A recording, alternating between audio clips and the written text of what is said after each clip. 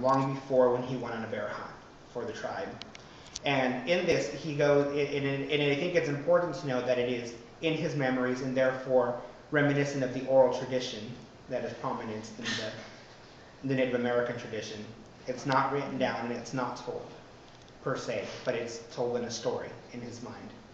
And the crux of the bear hunt is that it was something that was a very much an individual event. It was something he did by himself. He went up into the mountains, and through this he became a man. And it was a coming of age thing for him. However, when he came back to town, one of the things that was very telling as far as in relation to the tribe is that he did not come down and say, I did this. This is what I did. He came down, he internally reflected, but then he called the men of the tribe and then skinned the bear, and they took parts of the bear and put it on they remember their guns, and then the women came down and rejoiced with him. And through this all, he just kept it internally reflected because he knew that even though it was an individual event, it was much bigger than just him, and it actually was for the benefit of the tribe because they were a community, they were one.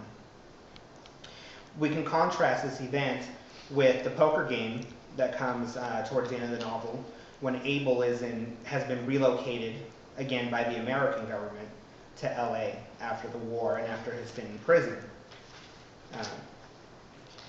I think Momaday chose a poker event, and this became the turning point for Abel for ultimately rejecting the American identity, the American assimilation. And I think Momaday chose the poker game because the poker game, if we look at a poker game, it's a community event. It's something you can't play poker by yourself. You have to play it with other players. But at the end of the day, it's a game of strategy, it's a game of cunningness, and it's a game where there's only one winner and everyone else is a loser. At the end of the day, it reflects kind of that American identity of I did this, I strategized with a mix of luck and with what I did, and I take it all, winner takes all. And I think it's interesting too because Abel's big crux is that he can't, and not just can't, but he won't assimilate into the American society. He's rejecting those cultural traditions. And everyone in this poker game is an American Indian, from Benali to Tosama. They're all quote unquote of his kind, but they are all transitioning into the American society, and they're assimilating, and they're taking on the characteristics, and they're leaving the old ways behind. But he can't, and so this contract is great here.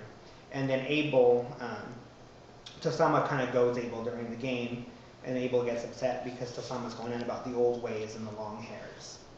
And in a way, he's rejecting his own kind. And Abel gets upset, but he's so drunk he can't really fight Tosama, which just adds insult to injury as they all, quote unquote, again, his people turn on him and laugh at him and make him feel less than.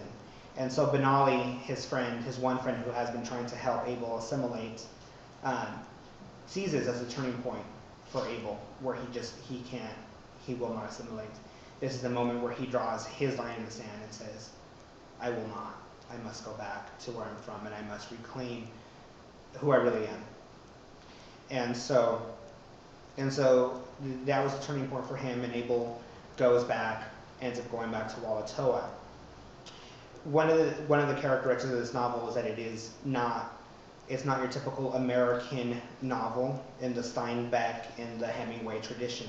It's not linear, it's circular, it comes and goes, and it's actually at times quite hard and confusing to follow. And Momaday does this on purpose, because what he's trying to tell us is, at the end of the day, the average mainstream American reader will not fully understand Abel. And that's on purpose, because we can't. There are many characters in the book who try to help Abel, like Millie. Angela, kind of in a cursory way, does. And there's others, even Father Olguin, who has lived among them, tries to help him. But they can't, because no matter what, they can't fully relate and they don't understand. And neither can the mainstream American reader. And so I know I was able to outline the American identity at the beginning of this presentation quite clearly, but that's because I fully live and inhabit the American identity.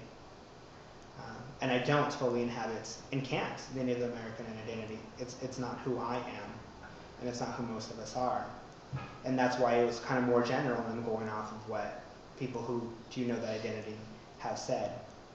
And so the one thing I will say is that at the end of the novel, Abel is able to reclaim his identity, but I can't fully tell you exactly what that is. I don't know. But what I can tell you is that there is one character who is not part of the tribe, quote unquote, who did understand because he really wanted to and he gave the effort. He did not try to assimilate Abel. He just let him be. And that's Father Ogui.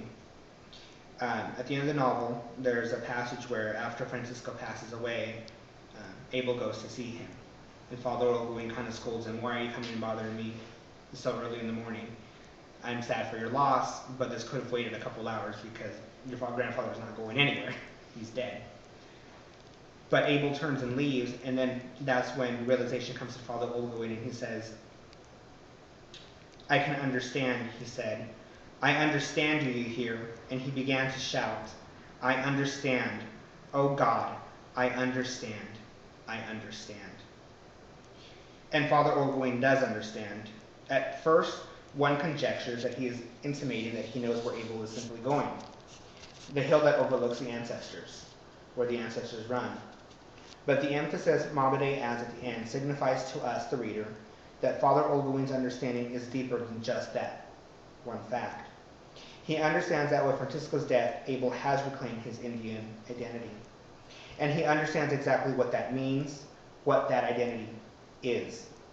But he can't tell us, the reader, for we do not understand all what that entails. For the Indian identity cannot be fully defined with our words. But for Momaday, it is only important that at the end of the novel, Abel, through that winter dawn run and his return home, has reclaimed it. And so, if it's the one thing we can take away is that from this novel is that we talk about inclusion, but inclusion sometimes letting people just be. Good. I have a question. Does Abel die at the end? I don't think so. Is it a spiritual death? I think it's a spiritual, almost like a spiritual rebirth. That's how I took it. That's how I took it. Okay. I took it, Okay. and the only thing I'll use to make that claim is that when he goes at the end, he oversees the hill and he runs. He's waiting for them. He's waiting for the ancestors. They don't seem to be aware necessarily that he's there. And at one point, it says something like that it was cold and he saw them run, but it's almost like they ran off without him. But he was able to take their spirit and have a spiritual rebirth, but he's still alive and behind. He couldn't fully go to where they're going because he's not dead. Yeah, and what I got is that's the part where he like accepted and embraced his tradition. Did you get that or? That's what I got. That's where he really just was able to. That's how I read it. That's how I interpreted it. Okay.